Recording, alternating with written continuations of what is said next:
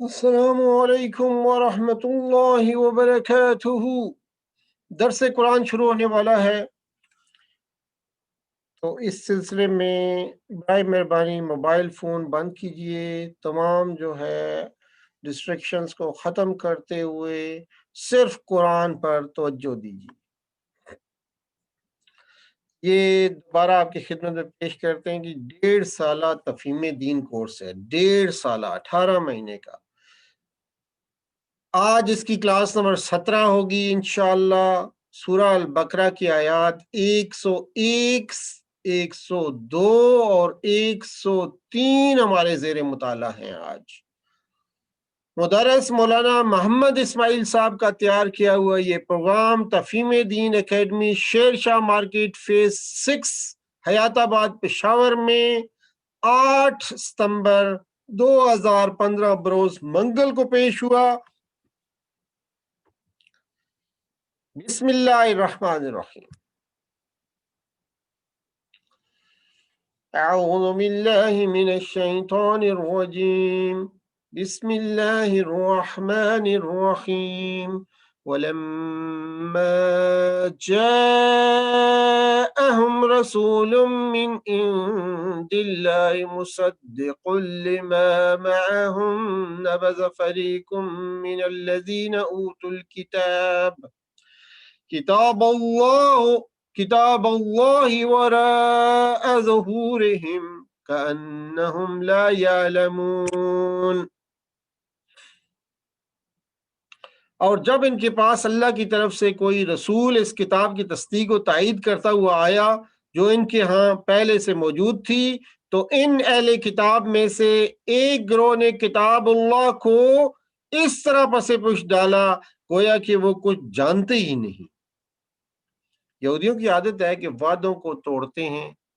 کچھ تو تورات پر ایمان بھی نہیں رکھتے تو عہد کو کیسے پورا کریں گے، اور ان کو جب اپنی ہی کتاب پر ایمان نہیں تو ان سے آگے کیا امید کی جا سکتی ہے۔ یہاں اس بات کی وضاحت ہے کہ ان احمقوں نے کتاب الہی کو تو پس پش ڈال دیا اور شیطانوں سے جادو سیکھا اور اس کے پیچھے لگ گئے۔ حضرت سلیمان علیہ السلام کے زمانے میں سحر اور ساحری سیکھنے کا رواج بہت ترقی کر گیا تھا، یعنی جادو وغیرہ سیکھنے کا رواج بہت ترقی کر گیا تھا۔ جب کوئی قوم اخلاق و کردار کے لحاظ سے گر جاتی ہے تو وہ پھر سحر و ساحری اور جادو ٹونے کی طرف مائل ہو جاتی ہے۔ ستم یہ کہ یہ کام انہوں نے سلیمان علیہ السلام کی طرف منسوب کیا۔ قصہ شروع ہوتے ہی اس الزام کی تردید کر دی گئی۔ آج بھی نقش سلیمانی کے نام سے یہ خرافات موجود ہیں۔ اس کام میں یہود سب سے آگے بلکہ جادوگری کے بانی ہیں۔ آج کا جادو بھی انہی کے باقیات سیئات ہیں۔ جادو کے سارے نقوش اور ٹوٹکے حضرت سلیمان علیہ السلام کے عہد حکومت میں جن و انس کے اشرار نے تیار کیے اور یہود نے اسے خوب پھیلایا۔ آیات میں حضرت سلیمان علیہ السلام کے اس الزام پر حضرت سلیمان علیہ السلام کے اس الزام سے برات کا اعلان ہے۔ ہاروت اور ماروت 2 فرشتے تھے جن کا مقصد عوام کو جادو کی فروعات اور اس کی حقیقت و انجام بتانا تھا، جبکہ یہ خود ایک آزمائش تھی۔ یہود سب کچھ جاننے کے باوجود ٹونے ٹوٹکے اور جادو کے پیچھے پڑ گئے اور اصل دین کو چھوڑ دیا۔ ان کا عمل ان کے علم کے خلاف تھا۔ ہاروت اور ماروت کے بھیجنے کا مقصد جادوگروں اور انبیاء علیہ السلام میں امتیاز کرنا تھا، اس لیے انبیاء علیہ السلام اس معاملے میں فریق تھے، جس کی وجہ سے یہ کام ثالث یعنی فرشتوں سے لیا گیا۔ سحر لغت میں ہر اس اثر کو کہتے ہیں جس کا سبب ظاہر نہ ہو، جبکہ اصطلاح شریعت میں ایسے امر عجیب کو کہتے ہیں جس میں شیاطین کو مختلف طریقوں سے خوش کر کے ان کی مدد حاصل کی گئی ہو۔ جادو کے اسباب طبعی ہوتے ہیں اور انبیاء علیہ السلام پر اسباب طبیعہ کا اثر ہوتا ہے، لہذا انبیاء پر بھی جادو اثر انداز ہو سکتا ہے، جو کہ شان نبوت کے منافی نہیں، جیسے موسیٰ علیہ السلام اور حضرت محمد صلی اللہ علیہ وسلم پر یہودیوں کے جادو نے اثر کیا تھا۔ ایسے تویز گنڈے یا دم درود جس میں شرکیہ الفاظ ہوں یا ناقابل فہم خطوط و نقوش ہوں، سب حرام ہے۔ سائیں بابا بنگالی بین الاقوامی شہرت یافتہ، ہم ان جنات اور موکلات سے کام لیتے ہیں جو فوری کام کا رزلٹ دیتے ہیں اور 7 سمندر پار جا کر کام کرتے ہیں۔ یہ موکلات اور جنات عرصہ 350 سے ہماری وراثت میں ہیں، جیسے یہ ایک ایڈورٹائزمنٹ شہنشاہ جنات کے بارے میں ہے کہ یہ ان کا اعلان ہے کہ یہ کام کرتے ہیں۔ تو یہ ایک سیمپل آپ کے سامنے رکھ رہا ہوں، تو دیکھیے کیا کیا لکھتے ہیں اس کے اوپر، جو ہے اسرافیل، جبرائیل، کلکائیل، بلا بلا بلا، یہ سارے نام اس پہ لکھے ہوئے ہیں۔ اور پھر جو ہے یہ ایک اور نمونہ دیکھیے، سید حیدر رحمان شاہ، یا علی یا ولی، دیکھیں کیا کیا بدعات یہاں پہ کی گئی ہیں گجرانوالہ میں۔ اور پھر یہ مختلف نقوش دیکھیے، یہ نقوش کے نمونے ہیں، جادو ایسے کرتے ہیں، ہر بیماری اور ہر کام کے لیے نقوش، یہ فلاں فلاں، یہ سب خرافات ہیں، حرام ہے۔ چنانچہ فرمایا وَاتَّبَعُوا مَا تَتْلُو الشَّيَاطِينُ، تتلو تلاوت ان سے ہے، عربی میں تلاوت ان کے 2 معنی ہیں، ایک اتباع، دوسرا جو ہے قرات اور پڑھنا۔ تلاوت کے 2 معنی ہیں، ایک اتباع کرنا یعنی پیروی کرنا، اور دوسرا جو ہے قرات یعنی پڑھنا۔ تلاوت کا لفظ کتب سماوی کے لیے مخصوص ہے، یعنی آسمانی کتابوں کے لیے جو ہے یہ لفظ استعمال ہوتا ہے تلاوت کا۔ شیاطین سے مراد یہاں سرکش جنات ہے۔ ما کفرہ کے معنی ہے ما سحرہ، اور ما کفرہ کا یہاں مطلب ہے کہ انہوں نے کفر نہیں کیا بلکہ انہوں نے جادو نہیں کیا، یعنی سلمان علیہ السلام نے کبھی سحر و ساحری نہیں کی، انہوں نے جادو نہیں کیا۔ فرمایا وَلَمَّا جَاءَهُمْ رَسُولٌ مِّنْ عِندِ اللَّهِ مُصَدِّقٌ لِمَا مَعَهُمْ نَبَذَ فَرِيقٌ مِّنَ الَّذِينَ أُوتُوا الْكِتَابَ كِتَابَ اللَّهِ وَرَاءَ ظُهُورِهِمْ كَأَنَّهُمْ لَا يَعْلَمُونَ، یعنی کہ اور جب ان کے پاس اللہ کی طرف سے کوئی رسول اس کتاب کی تصدیق و تائید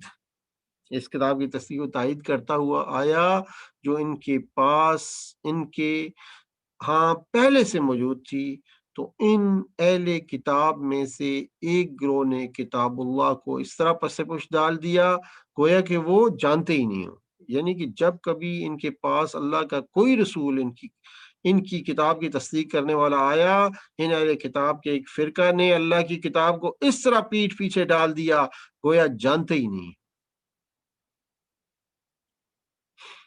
اللہ تعالیٰ نے نبی کریم صلی اللہ علیہ وسلم سے خطاب کرتے ہوئے فرمایا ہے کہ ہم نے آپ صلی اللہ علیہ وسلم کو بہت سی آیات بینات عطا کی ہیں جن کو دیکھ کر یہود کو بھی ایمان لے آنا چاہیے تھا۔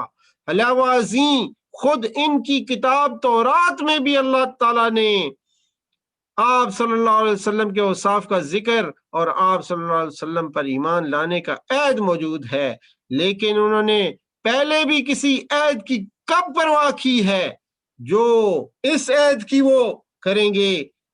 عہد شکنی ان کے گروہ کی ہمیشہ عادت رہی ہے، حتیٰ کہ اللہ تعالیٰ کی کتاب کو بھی اس طرح پس پش ڈال دیا جیسے وہ اسے جانتے ہی نہ ہو۔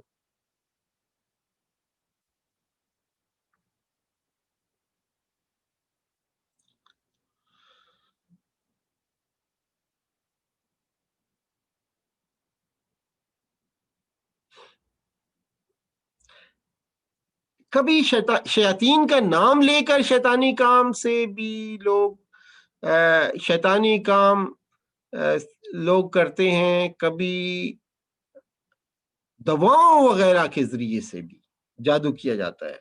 حضور صلی اللہ علیہ وسلم کے اس فرمان کے مطابق کہ بعض بیان جادو ہیں، دو مطلب ہو سکتے ہیں۔ ایک تو یہ کہ بطور تعریف کے آپ نے فرمایا، اور یہ بھی ممکن ہے کہ بطور مذمت کے یہ ارشاد ہوا کہ وہ اپنی غلط بات اس طرح بیان کرتا ہے کہ سچ معلوم ہوتی ہے۔ جیسے ایک اور حدیث میں ہے کہ کبھی میرے پاس تو مقدمہ لے کر آتے ہو تو ایک اپنی چرب زبانی سے اپنے غلط دعویٰ کو صحیح ثابت کر دیتا ہے۔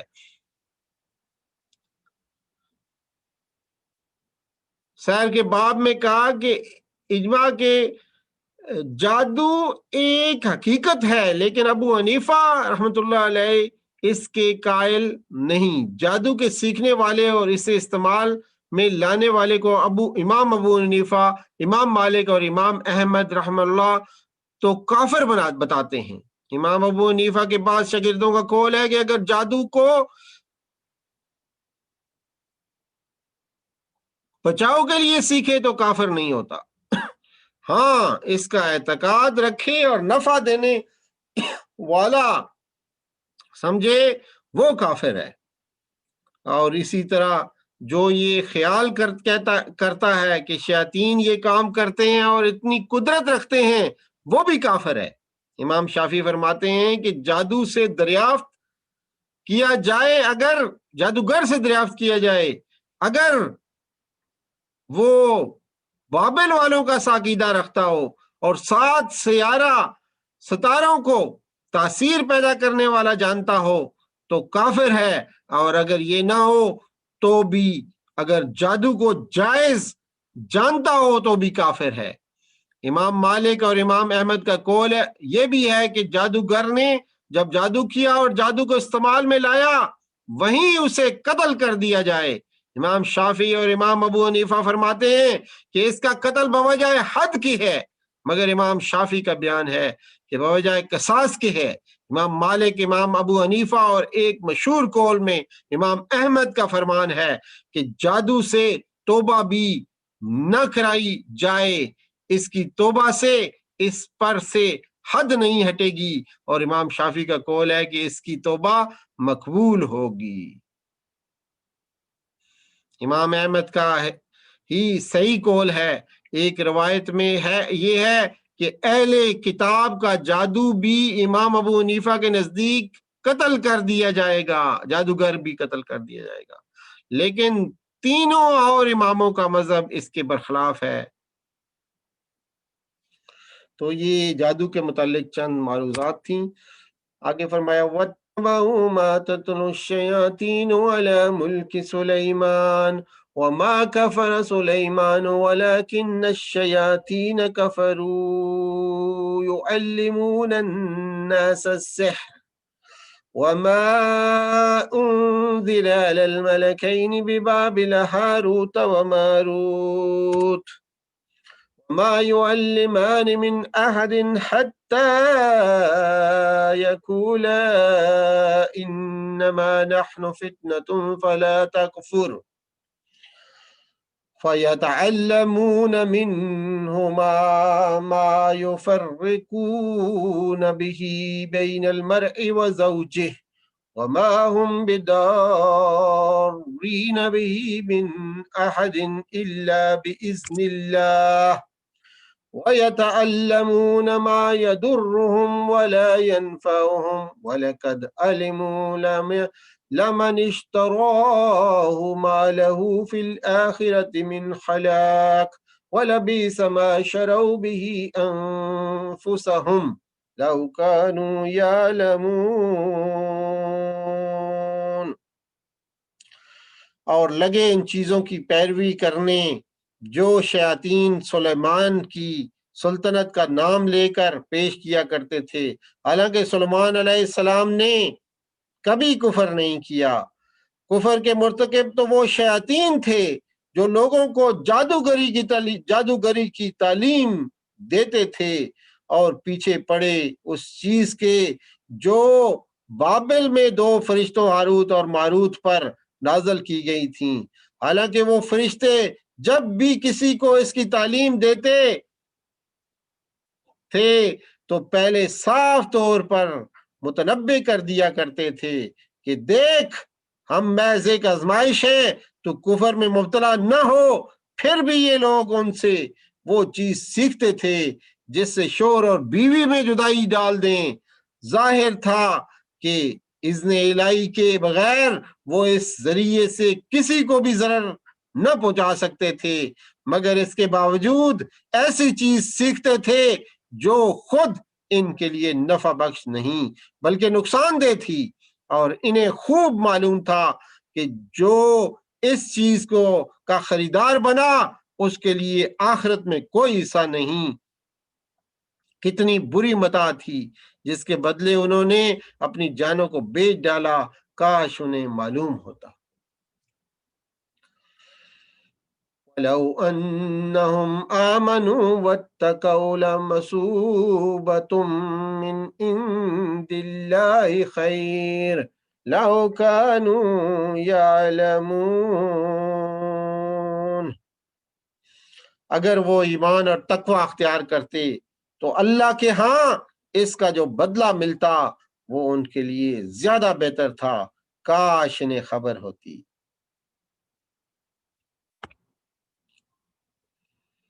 آج کے درس کا پیغام، اہم پیغام نوٹ فرمائیے کہ جادو ٹونا کے پیچھے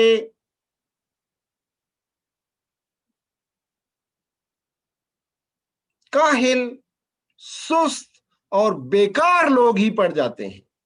جادو ٹونا کے پیچھے کاہل، سست اور بیکار لوگ پڑ جاتے ہیں۔ دنیا عمل اور محنت کی جگہ ہے۔ یہاں کا نظام اوہام اور خرافات پر نہیں چلتا بلکہ پہلے سے اللہ کے بنائے ہوئے ٹھوس منصوبہ بندی کے مطابق چل رہا ہے۔ جادو حرام ہے اور اس پر عمل کرنا کفر ہے۔ قرآنی الفاظ یا اللہ کے ناموں سے بھی اگر ناجائز کام لینا مقصود ہو تو حرام ہے۔ یہ تھا آج کے درس کا پیغام۔ وآخر دعوانا الحمدللہ رب العالمین وصلی اللہ تعالی علی خیر خلقہ محمد وعلی آلہ واصحابہ اجمعین برحمتک یا ارحم الراحمین۔